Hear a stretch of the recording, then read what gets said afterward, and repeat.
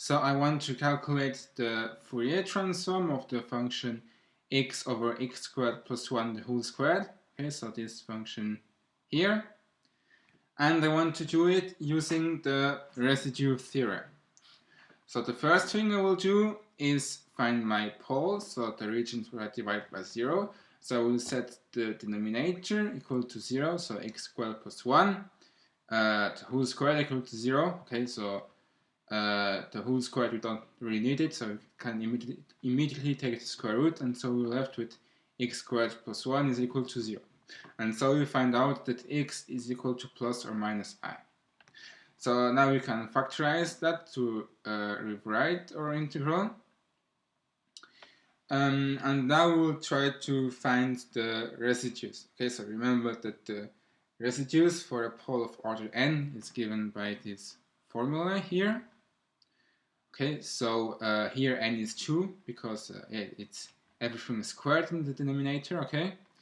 But the formula is 1 over n minus 1 factorial times the limit as x approaches our pole times the nth minus 1 derivative times the x minus our pole to the nth power times our function f of x, okay? So here f of x is our entire thing in the integral, okay? We're taking the Fourier transform of x over x squared plus 1 the whole squared, but here, because we are calculating the residue, our f of x will be the entire thing. So this function that we're taking the Fourier transform of times e to the minus I omega x, okay? And as said, in will be 2. And our poles will be plus or minus I, okay? So instead of s here, we should have plus or minus I. So as said, n is equal to 2, and now we are going to make a choice. We are going to assume that either omega, so the angular frequency or velocity I think, is smaller than 0 or greater than 0. Depending on the choice we take, we will have a different contour integral. Why? Well, we'll see that in a moment. Okay, so if omega is smaller than 0, we would integrate on the upper half plane, okay? And if omega is greater than 0, we would integrate in the bottom half plane. So we'd have a half circle in the bottom part of the map, okay? So where the imaginary part is less than 0, basically, is negative, and if omega is smaller than 0, we would integrate such that the imaginary part would be greater than 0, okay, so positive. So let's maybe first do the case where omega is greater than 0. We will see then that the other case is quite similar. We won't do it all for the second part. So if omega is greater than 0, and as said n is equal to 2, if we use our formula here with our function, we plug in everything here. So we have 1 over 2 minus 1 factorial times the limit as x approaches minus I times the first derivative, so d dx of x plus 1 plus I squared times x times e to the minus I omega x over x plus I squared times x minus I squared, okay? So this x plus I squared and in the numerator and the denominator will cross out, and we're left with the remaining part. And so if we take the derivative of it and plug in x equals minus I, we will get this result here, okay? So minus e to the minus omega times omega over 4. Okay, so first notice that we took the limit as x approaches negative I and not positive I. This is due to the fact that, as I said, we assume that omega is greater than 0, so we need to take the contour integral in the bottom half of the plane. We will explain in a minute why. And so the only pole in our region here is this negative I, because the positive I would be here, okay? But this is not in our domain. This would be in our domain if omega is smaller than 0, and so we need to take the contour integral in the upper half plane, okay? But here for the moment we are not considering this. So there's only one pole in our region, and this is this negative I, and so we need to only use this we only need to find one residue, okay, because we only have one pole in our domain. And here you can already notice that we have a negative exponent in our result. Okay, so e to the minus something, and that is good because as I said, we assume that omega is positive, so the whole thing is negative here. Okay, because we have the minus in front of a positive number, and that's good. That would be real bad if it is not the case, because we need to make sure that this thing is going to converge. Okay, and so it converges if it tends to 0 as omega gets larger and larger. So here is the case. If it would not be the case, it would be bad. So now we can split up our contour integral into two parts. So the part along the real axis and the part, the semicircular path. Okay. So our first path along the real axis will be our original integral. Okay, because we are going from negative infinity to positive infinity. And for the second part, we will let x be equal to r times e to the pi I t. Okay, so r is the radius, which will tend toward infinity. E to the pi I t represents this semicircular axis. Okay, remember that e to the theta I represents a circle. Okay, but as said, we will only take half of the circle, the lower part of the circle, from 0 to -1. And so t, or theta, basically will be between 0 and -1, okay? And our dx will be, well, if we take the derivative of the whole thing here, we get pi I r e to the pi I t dt, okay? Because the pi r here comes down because we are derivating with respect to t, and so we'll be left with that. And so if we replace everything with x and dx with this part here and this part here, so everything with t or dt, we are left with that, okay? So here we are integrating with respect to t. So it's a bit complicated to read, but we don't really need to read everything. But it's the integral from 0 to -1, okay? Because t is between 0 and -1, because we are rotating from 0 to -1. So it's the integral from 0 to -1 of r e to the pi I t. So this is the x, first x, okay, of our thing here, times e to the minus I omega r e pi I t. Okay, so this is our Fourier transform object, basically. So our e to the minus I omega x. Okay, so the x is replaced by this r e to the pi I t. So okay, so we have an exponent inside an exponent. Over r squared e to 2 pi I t plus 1, the whole square. So this is the x squared in the denominator replaced by or r e to the pi I t times or the dx, which is now this pi I r to the I r times e to the pi I t dt. Okay. So now we are going to prove that this converges towards 0, and this will be quite easy because as I said, we assume that omega is greater than 0. So why will that be easy? Because basically what we want to get is an exponential decay, so something e to the negative infinity, which tends towards 0. Okay, if we can manage to get that, we can prove that the whole integral converges, and thus we get 0. And so we are left with basically the first part of the contour integral, which is our original integral, and then we will be able to apply the residue theorem here. That is that the contour integral is equal to 2 pi times the sum of the residues. And given the second part, so the semicircular part that you are trying to prove now that it goes to 0, if we can prove that it goes to 0, well, we'll be left with 0 here for the second part, and so we will have our original integral is equal to 2 pi times the sum of the residues. And so we can evaluate this integral. So that's what we are trying to, that is what we are trying to do. So, and to prove that, I said we want an exponential decay, so e to the minus infinity something.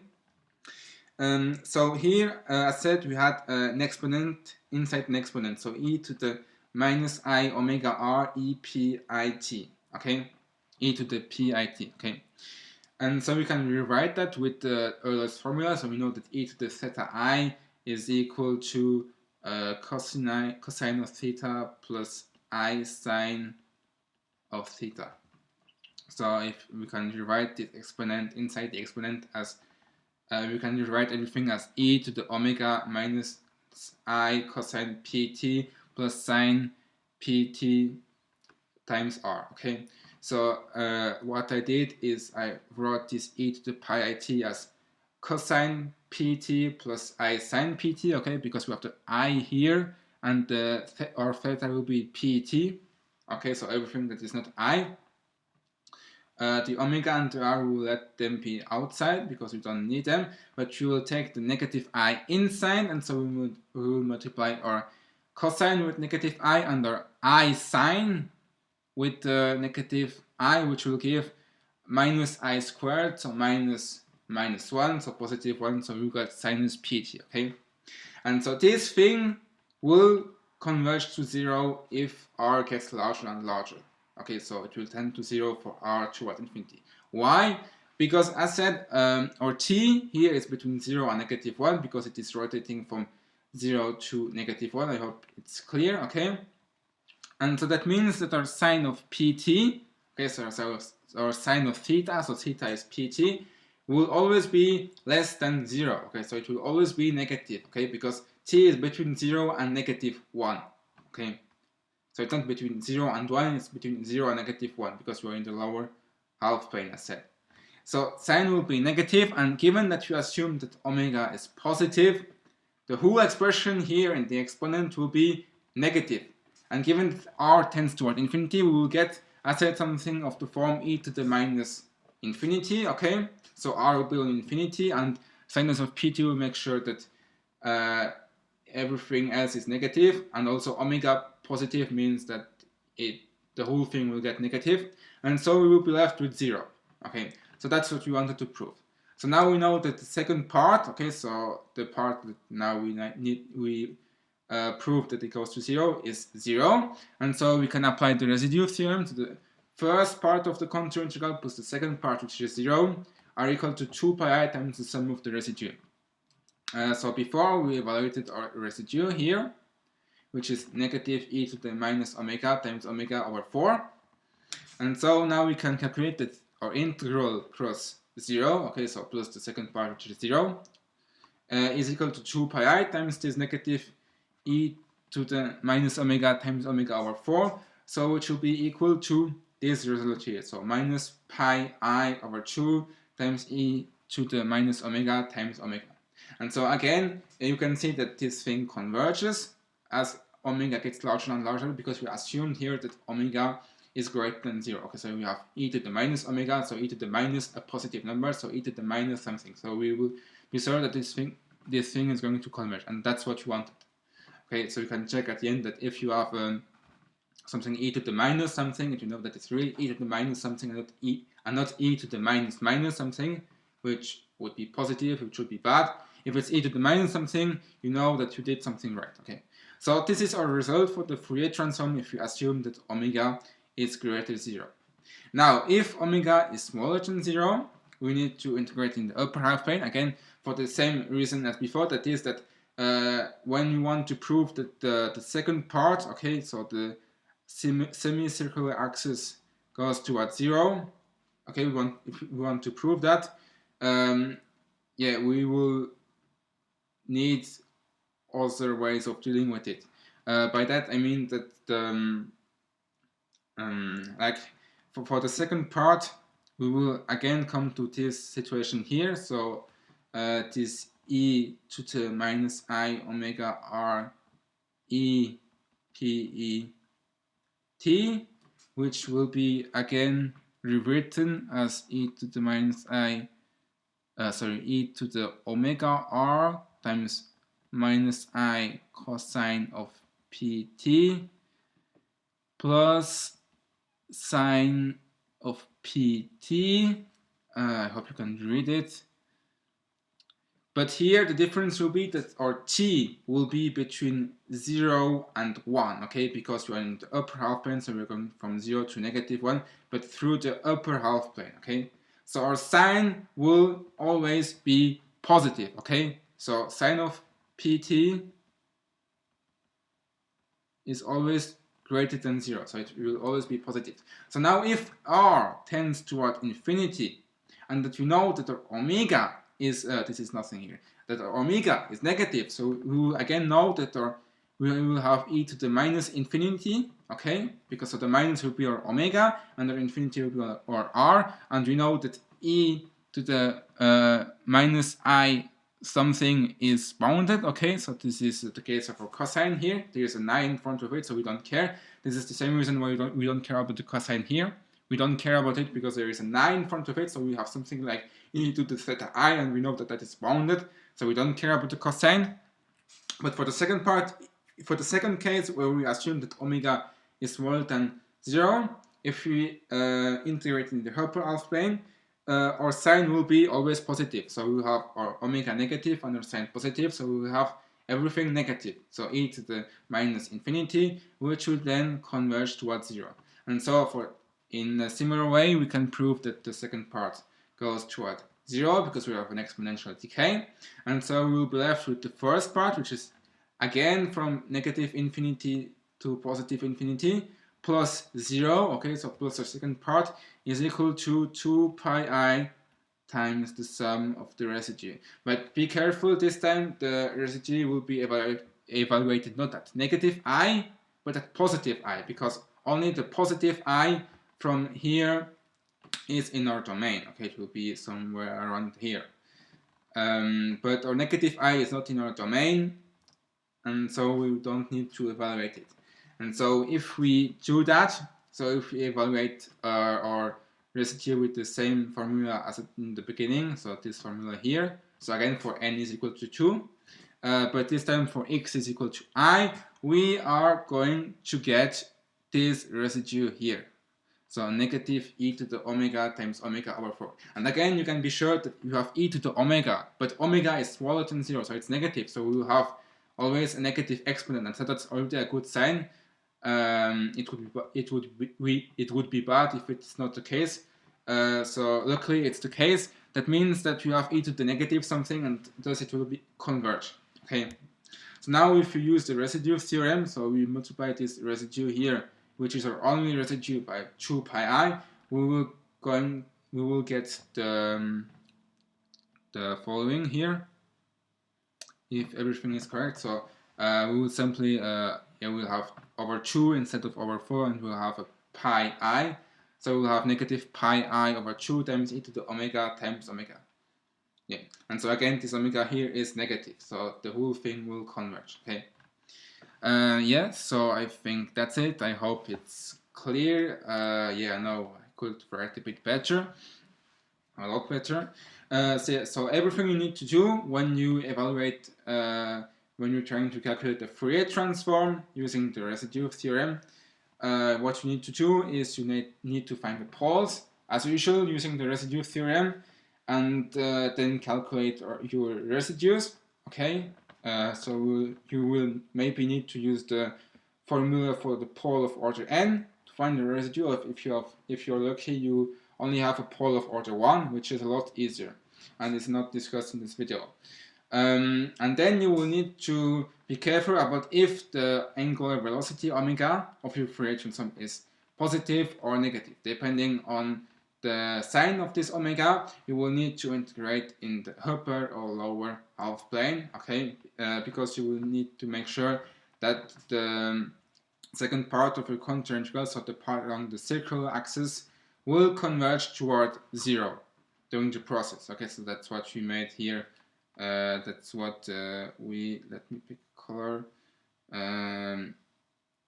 That's the whole part from here. Hope you can read it. I hope you see what I mean. Yeah, so you need to be careful about the sign and thus the path taken, because you want to make sure that the whole thing converges. It's really the point of the video. Depending on the sign of omega, you will need a different contour integral. Okay, so as said here, if omega is positive, you need to integrate into the lower half plane, because we want to make sure that the second part, so the path around the circular axis, is going to converge towards 0, so we will get an exponential decay, so e to the minus infinity. And if omega is smaller than 0, we will need to make it in the opposite way. Okay, that's really the focus of this video, and then you can use the residue theorem once you've proven that the circular axis goes towards 0. So you're only left with your original integral, which is along the real axis generally. So from negative infinity to positive infinity, which is your original integral.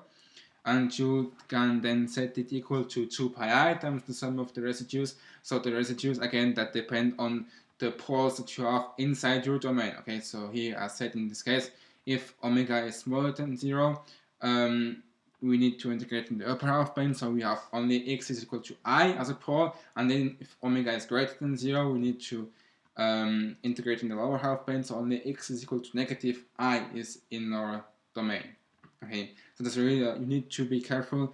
Depending on the sign of omega, you will have different poles. And then you evaluate, you just calculate 2 pi I times the residue that you found, again depending on the pole that are inside your domain, and you have your final result that again depends on omega. So at the end you need to be really careful and write this is the result for omega greater or smaller than 0, and then you have also a result for omega smaller or greater than 0. Okay, so for the other case. And once you have done that, you should be finished. Okay, so really the hard part is of course calculating the residue as usual using the residue theorem, because if you have something of order n, if it's greater than 2 or 3, it can quickly become messy because you need to derivate. Okay, and then I said be careful of the sign of omega, and the proof part basically, where you set your x equal to a path along the semicircular axis, so r to the e pi I t, and then you need to prove that the whole thing goes to 0 using an exponential decay, and that's it. Yeah, so I hope it was clear, that you understand something, and yeah, thanks for watching.